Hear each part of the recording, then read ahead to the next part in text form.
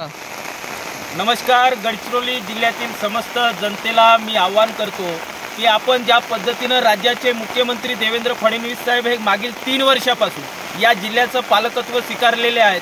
आपल्याला वाटलं की जिल्ह्यातल्या विकासाकडे वाटचाल ह्या मुख्यमंत्र्यांच्या हातून होईल. विदर्भाचे मंत्री केंद्रीय मंत्री नितीनजी गडकरी साहेब हे जिल्ह्यामध्ये मतदानाच्या वेळेस सांगतात की जिल्ह्याला विकासासाठी पुढे घेऊन जाऊ. परंतु आपण बघू शकता की या गडचिरोली मुख्यालयापासून 2 किलोमीटरवरचा हा रस्ता आहे आणि याची पुलाची हाईट जर बघितली ही फक्त 30 फुटाची आहे.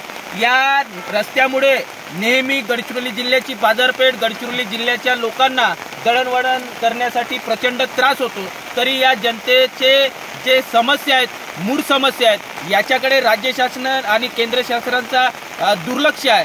गडचिरोली मुख्यालयाच्या ठिकाणी असलेला हा ब्रिज हे शासन तयार करू शकलं नाही. असं असताना सुद्धा गडचिरोली जिल्हा हा विकासाकडे चालला अशा ज्या ठोकणाळ बाता या जिल्ह्याचे पालकमंत्री आणि राज्याचे मुख्यमंत्री देवेंद्र फडणवीस साहेब करतात.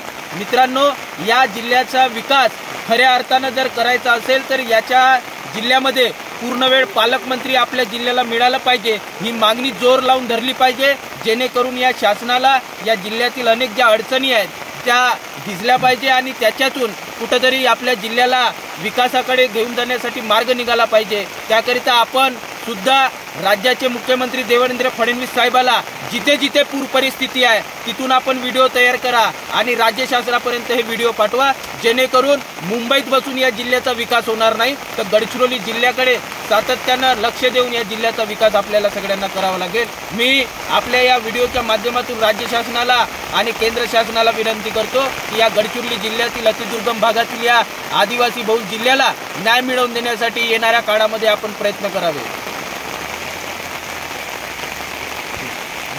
चला.